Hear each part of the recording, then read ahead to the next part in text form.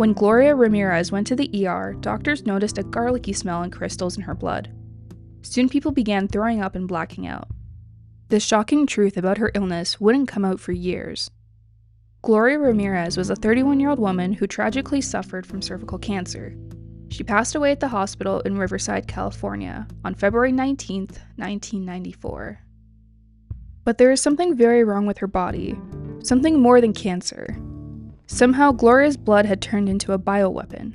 It would infect dozens of hospital staff, leading to one of the strangest medical mysteries in history. February 19, 1994 started out as any other day, and for most people it was just a relaxing Saturday morning. While everyone else was sleeping in or spending time with family, one woman started experiencing something totally bizarre. At around 8:15 p.m., Gloria Ramirez was wheeled into the emergency department of Riverside General Hospital in California by paramedics. What started as nausea and vomiting transitioned into heart palpitations. Her boyfriend at the time had called 911, concerned for her well-being. He was right to be concerned, but he had no idea how serious the situation was about to become. When Gloria arrived at the hospital, she appeared extremely confused. Upon checking her vitals, it was discovered that she had an above-normal heart rate. Basically, her heart was beating too fast for the chambers to fill with blood. On top of that, she had an abnormal breathing pattern. Although Gloria had previously been diagnosed with cervical cancer, it was noted by one of the respiratory therapists at the hospital that her symptoms were odd, considering she was only 31 years old. These symptoms usually only presented in elderly patients. The therapist's hunch was the first sign that something disturbing was happening inside Gloria's body. Something that's never been seen before, or been seen since. Gloria was quickly moved to a trauma room, where nurses attempted to stabilize her. They initially gave her 3 different drugs in order to sedate her: diazepam, midazolam, and lorazepam. Following this, they also gave her lidocaine and beryllium to help with her abnormal heart rate. They had no idea things were about to get much, much worse. At this point, hospital staff were pouring into the room to try and assist with the situation. Among this crowd was registered nurse Susan Kane, medical resident Julie Gorczynski, and the head of emergency Humberto Ochoa. Even with all the extra hands, it appeared that Gloria's state was getting worse. Her body was rejecting the treatment. After a short while, she went into shock. Hospital staff cut off her shirt so they could try to defibrillate her. That's when things really started to get strange. At this point, several medical workers saw an oily sheen start to spread all across her skin. Some of the witnesses also noticed a fruity, garlic odor coming from Gloria's mouth. The RN, Susan Kane, drew some blood. Immediately, she noticed something even stranger. Gloria was undergoing chemo, which can cause the patient's blood to give off an unpleasant scent. But this was different. Gloria's blood smelled like ammonia. Julie Gorczynski noticed yellowish-brown crystals floating in the blood sample. This is where the story goes from odd to downright dangerous. Nurse Kane started feeling a burning sensation in her face. She barely had time to say anything to coworkers before she collapsed to the floor unconscious. That was just the beginning. Shortly after Kane was removed from the room, Julie Gorczynski told the other staff that she felt nauseous and lightheaded. She left the room to get some air. Another nurse noticed she looked ill and decided to check on her. That choice may have just saved her life. The nurse asked what was wrong, but Julie never got a chance to respond. Before she could get a word out, she fell to the floor and started shaking uncontrollably, struggling to breathe. By now, it was clear something was very wrong with Gloria Ramirez, and everyone in the hospital was in grave danger. Back in the trauma room, nurse Maureen Welch also began to smell ammonia. Shortly after coming to this realization, she passed out. Upon awakening, she found she couldn't control the movement of her arms and legs. It was at this point that the head of emergency, Dr. Humberto Ochoa, decided to do something drastic. He ordered an evacuation of the entire ER. Nurses and doctors escorted all of the patients to the parking lot, where they created a temporary makeshift trauma center. The only people left inside were a skeleton crew and Gloria Ramirez, who at this point was still alive. But things were about to take a turn for the worse. After 45 minutes of CPR and defibrillation, Ramirez passed away. The cause of death was ultimately kidney failure related to her cancer. But that didn't come close to explaining what really happened here, and the danger was far from over. In total, 24 staff became ill that night. 5 had to be hospitalized. Julie Korchinski ended up with the worst of it.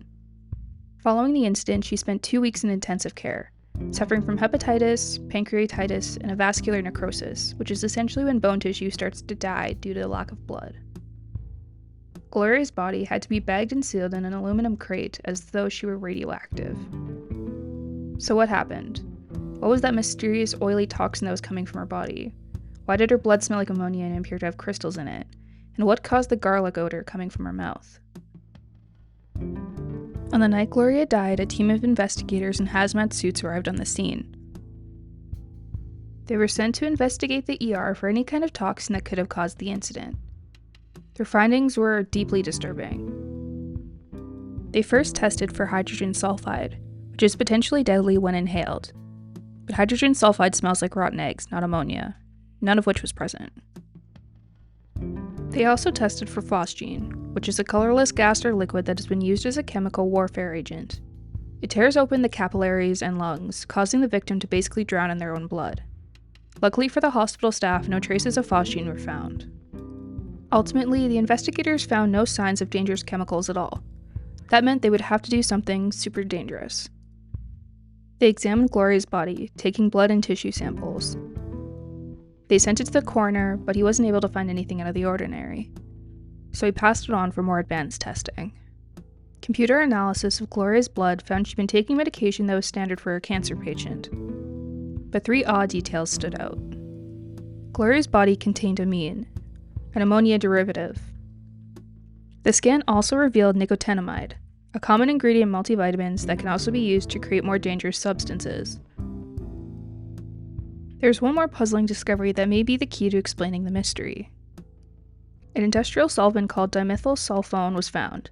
Although the human body can produce this chemical naturally, Gloria's body contained a weirdly high amount of it, but still not enough to kill her or poison the whole ER. The mystery was unacceptable. Something serious had to be done to find the answers. 2 expert scientists were brought to investigate. They interviewed 34 staff who were working in the ER that night. This revealed that the people who experienced the worst symptoms, such as loss of consciousness, shortness of breath, and muscle spasms, all had things in common. Firstly, the people who were within 2 feet of Ramirez and had handled her blood or IV were the most at risk. But this is where the story gets even more confusing. The evidence didn't suggest that the illness was caused by inhaling something poisonous. Women who were exposed suffered more symptoms than men, but they all had normal blood tests after the exposure. That led the 2 scientists to a shocking and controversial conclusion. They reported that the staff had suffered a case of mass hysteria. Mass hysteria can occur for a number of reasons. Considering the high-stress situation and the overall strangeness of the case, it wouldn't be a totally out-there theory. Gloria came in with symptoms that were uncommon for her age, even for someone battling cancer. And the odors as well as the oily substance coming from her body could have been enough to convince the staff that they were in danger, triggering the hysteria. The response to this theory from those who were there that night were swift and unanimous. They didn't believe they were victims of mass hysteria, especially Julie Korchinski, who suffered more than anyone else from her exposure to Gloria. She pointed to her own medical history to demonstrate she wasn't susceptible to all of the hysteria. She lost so much bone density that she had to walk on crutches for 6 months. In fact, Julie was so offended by this claim that she filed a lawsuit against the scientists. She and her lawyer reached out to the guy who had analyzed Gloria's body, asking him to take a second look. He agreed, but still wasn't able to find anything. So he enlisted the help of the lab's deputy director, Pat Grant. Pat soon noticed something that was missed by everyone else. He speculated that the detection of dimethylsulfone may not have been accurate. He believed it was a slightly different chemical known as dimethyl sulfoxide, or DMSO. DMSO is available as a prescription drug and dietary supplement. It can help medicine to absorb through the skin.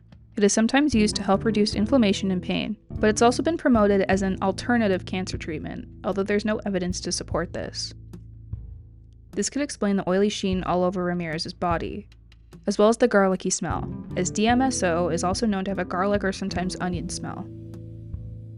Also, DMSO can be combined with oxygen to make dimethylsulfone, or DMSO2, which crystallizes at room temperature.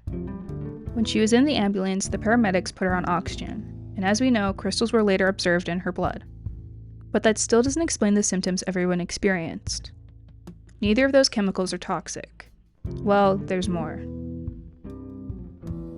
Grant kept digging. If the DMSO in Ramirez's body converted to DMSO2, what if the DMSO2 converted into something else?